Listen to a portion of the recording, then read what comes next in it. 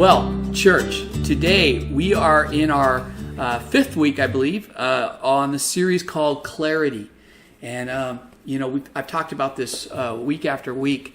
You know, our vision, whenever we go through crisis, and we are in a crisis these days, our vision of God, our perspective of God can become blurred.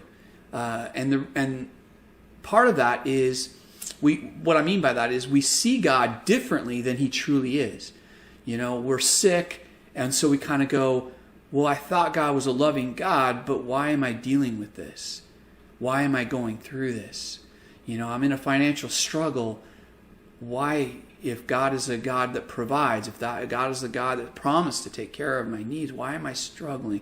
And we can begin to see God differently than he truly is. And not only that, but we have an enemy that definitely wants to whisper in our ear and convince us that God is different than he truly is. And so our perspective of God becomes blurry. And so that's why we're doing this message on clarity. And basically in this message, what we're doing is we're looking at the names of God.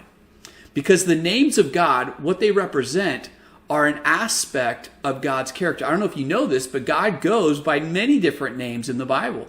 And each name is a representation of an aspect of his character. And we've looked at already several names. Jehovah Shalom is the Lord our peace. Jehovah Rapha, the Lord heals. There's just all kinds of names.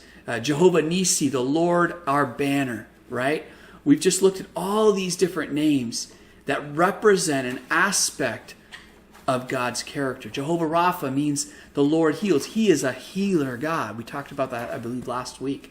Jehovah Shalom, the Lord our peace. God gives us a peace beyond even our understanding. In other words, in a crisis situation when we shouldn't have peace, God will give us a supernatural peace because he is Jehovah Shalom, the Lord our peace.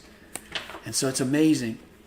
And so, today we're going to look at a different name of God, but before we do that, I want to just say to you today, if you are an unbeliever and you're watching this, I just want to say we welcome you, and we are excited that you're with us, you're joining us, you're watching this online, and we appreciate that.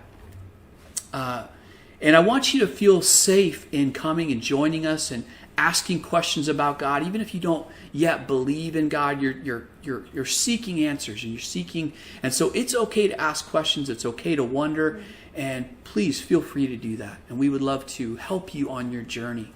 I just want to let you know up front that the message today is not aimed at you. Okay, what we want for you is, the first thing is for you to enter into a relationship with God. That's what we want you to focus on. Okay? The message today is aimed more at the believer, someone who's already started that relationship with God. So you kind of get a pass today, but what I hope that you'll do is you'll listen to this message and learn more about what God expects from his people, what God expects from someone who does enter into a relationship with him. Okay? But if you're a believer today, definitely pay attention, because there's going to be some stuff in here where you need to know that this is what God expects of me. Okay? So the first thing that we want to talk about is that we all go through financial struggles, right? Some of us are going through a financial struggle right now. And it's hard. I think that is a definitely, I think last week I said, healing, when a physical illness, that has probably tested my faith the most. But I think financial struggles has been probably either equal or a close second, right? Because we need things, right? Our finances provide a lot of what we need, right? And so when that disappears, all of a sudden there's so much of our life that is just becomes uncertain and scary, right? We can't make our mortgage payment. How are we going to live? We don't have money for groceries. How are we going to eat? How are our kids going to eat? It runs the gamut of so much of our life is dependent on our finances. And so when we are financially struggling, is a scary time. But did you know that one of the names of God is Jehovah Jireh? I love this. I love this. Because you know what this name means? It says this. The name means the Lord provides. The Lord provides. God is a provider. And not, in fact, God is our provider. Amen. That's what this means. Okay? And so we can count on God to provide. Why? Because He is Jehovah Jireh. The Lord provides. I love that. Okay? So you may be faced today with a financial crisis, and you need to know that God is Jehovah Jireh. The Lord provides, and He's going to provide for your needs. I want to share a quick story that of a time when God provided for me and for my family miraculously. And I think I've shared this with the church before, but it was a while ago, so I'm going to share it again. I just love this story because basically what happened was I had a problem with one of my teeth. And I went into the dentist, and we live in a small town, and I went into the dentist, and he looked at it, and he goes, wow, that looks bad. It looks like you're going to probably need a root canal, okay? But he also said, hey, we don't do root canals here. In fact, I don't think anybody in town did root canals. I don't really understand that, but they didn't. And so he had to recommend me to another dentist or oral surgeon, I think it might have been, in a different town, like an hour and a half away, right?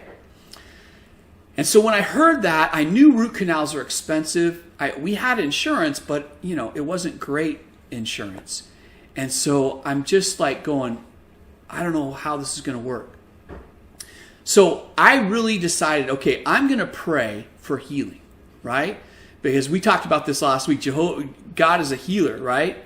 He is our healer. Mm-hmm. And so I believe in that. I believe in miracle healing. And so I said, you know what?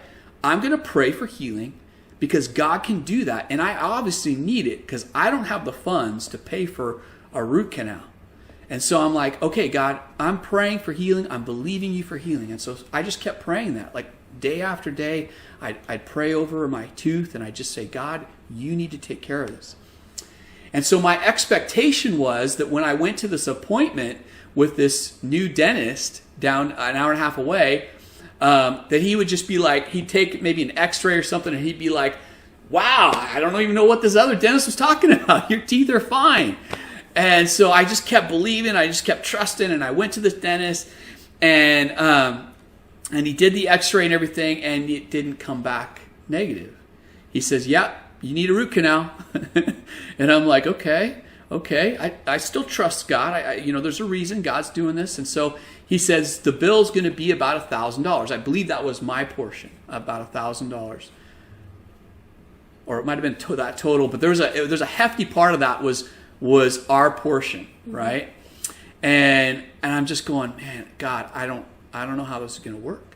I don't know how this is going to work.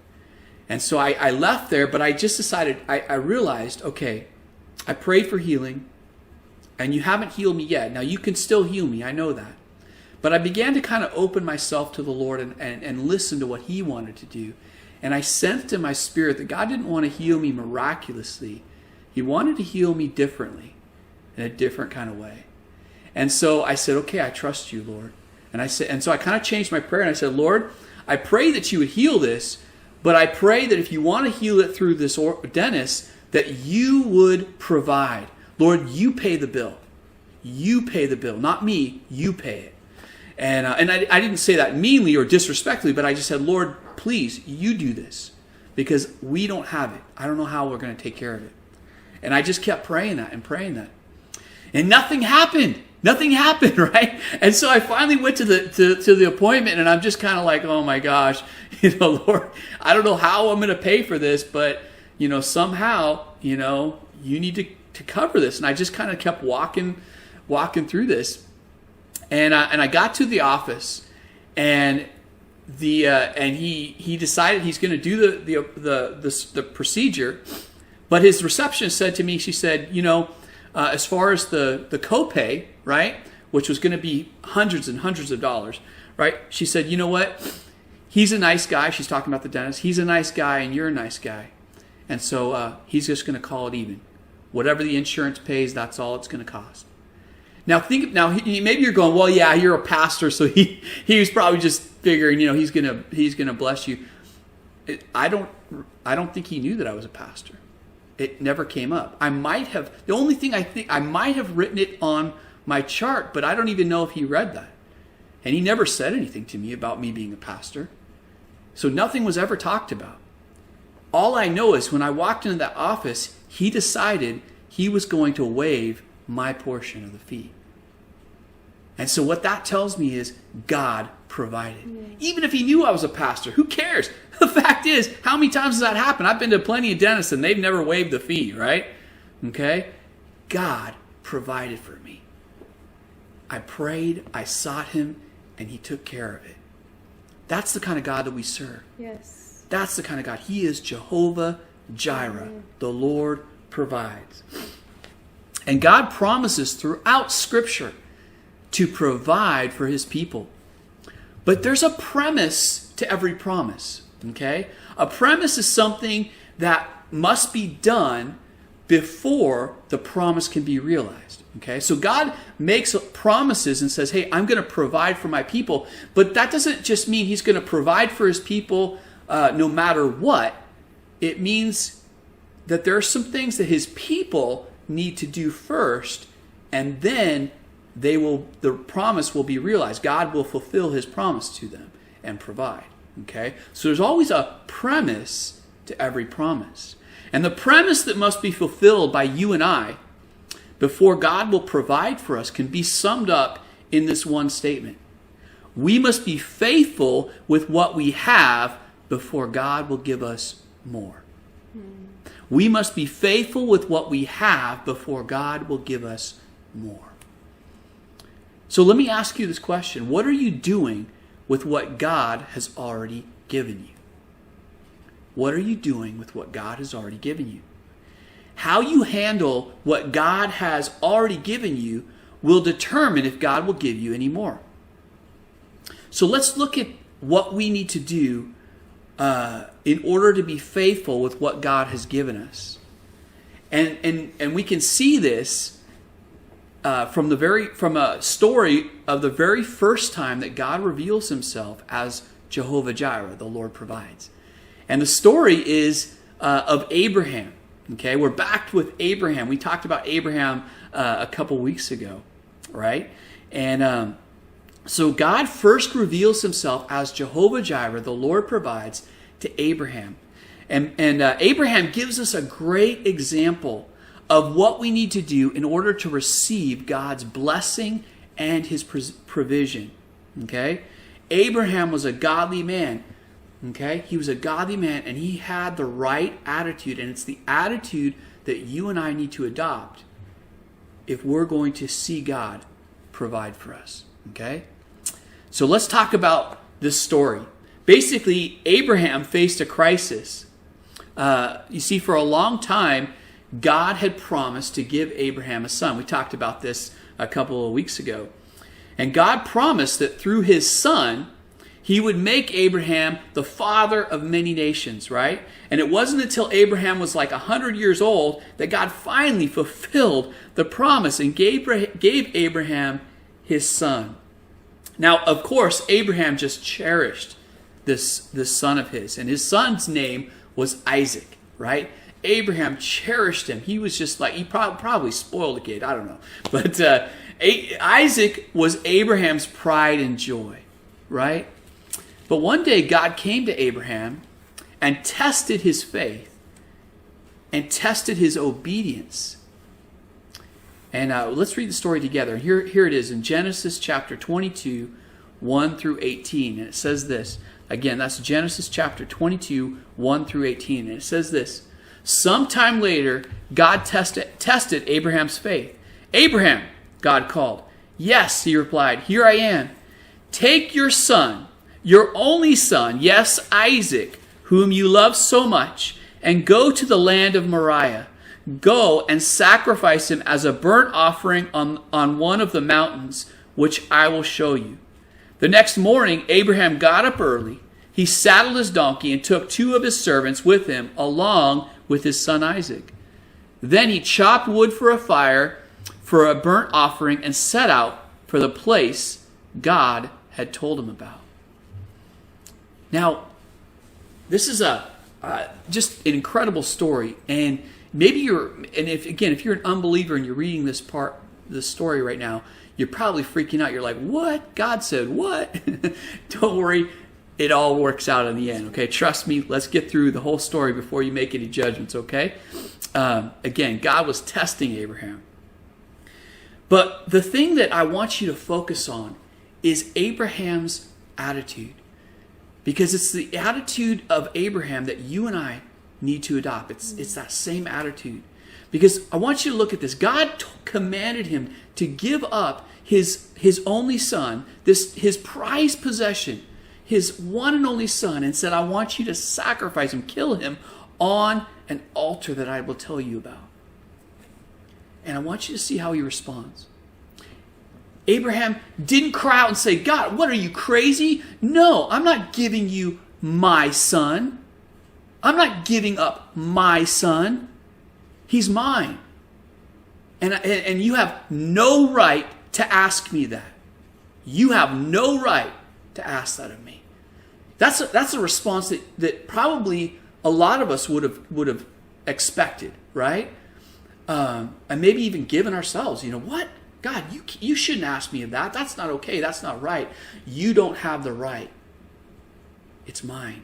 He's mine. But I want you to see Abraham's response. It says, he got up early the next day. There was no hesitation. There was no questions of why, God. And there's a reason why this is. It's because Abraham knew something that you and I need to understand. And that is that everything he possessed came from God. Everything Abraham had came from God. And he was simply God's servant. He was God's servant. In fact, he was God's steward or manager over what God had given him. But God is the one that provided all that he had. And here's the reality. And here's something that you need to understand. God is the one who gave you all that you have. This is the attitude that we need to have toward all of our possessions. Okay? The mistake many people make is they believe that all that they have came from their own hand. Right? I worked hard for my money, and therefore it came from me, and it's mine. Right? My position in the company is due to my hard work. Right? I bought my house with all the hard-earned money from my job that I worked hard at, and therefore it's mine. But here's the reality, and here's what I want you to understand, is that in reality, God has provided all that you have. Okay? Now, even though we play a part in the process of acquiring the gifts that God has given us, without God, we wouldn't have them. Okay? Let me give you an example. You may work for your money, but who gave you the strength to be able to work the job that you have? If you have a great job where you make lots of money, who gave you the skills that you needed for that job to make all of that money? Right? That's right. Without God, you truly wouldn't have anything. If you really look at it that way, if you understand this principle, God has given you everything you have. And when you study Scripture, it becomes very clear that God gives us all that we have. And not only that, but we will answer to Him for how we used what He has given us.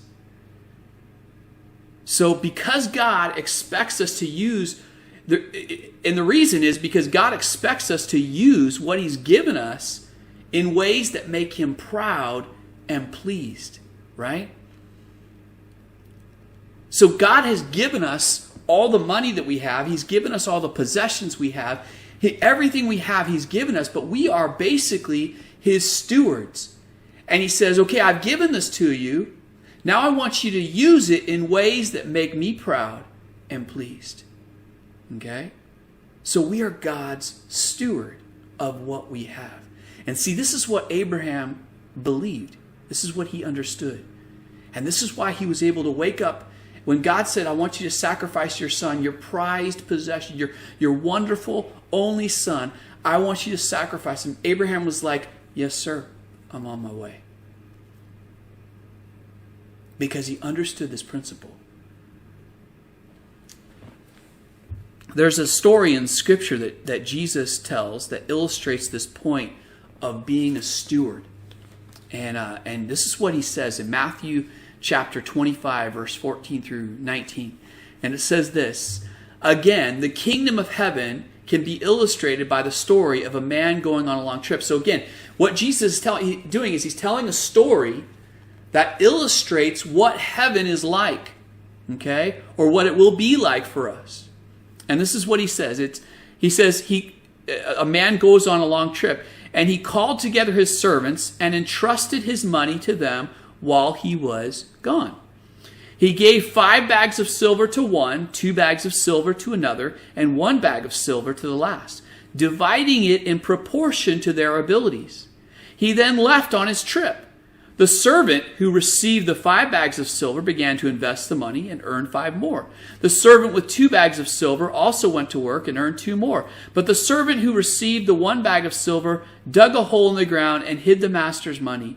After a long time, their master returned from his trip and called them to give an account of how they had used his money. This is how it is for you and I. God has given us so much. He's given us talents. He's given us strength. He's given us wisdom. He's given us abilities. And he's given us certain possessions and even family and all that. And the question that he's going to ask when we get to heaven is, how did you use what I gave you? How did you use what I gave you? We have to give an account for how we've used God's provision, God's money, God's his provision. Did we use it in a way that he has outlined in his word? Did we use it in a way that makes him proud? I want you to hear a great testimony that really illustrates this idea of stewardship. There's Chip Ingram. He's a famous pastor, and he tells this story. I heard him tell this story. It was really it was a moving story. But basically, he was a pastor of a church, and there was a rich guy that was a part of his church. And I forget the rich guy's name, so I'm going to call him Bill, okay? And so basically, Bill calls Chip and invites him out to lunch, and he tells Chip, he says, listen, I basically have made millions of dollars, and I work really hard, and I don't have a lot of time to do the things that I feel like I should be doing with that money or with my time. So I want to do something. And he says, Chip, I'm going to give you a checkbook. And in the checkbook is going to be in your name. And you're going to be able to write checks. And I'm going to deposit $5,000 in that account. And about every month, I'm going to give you $5,000.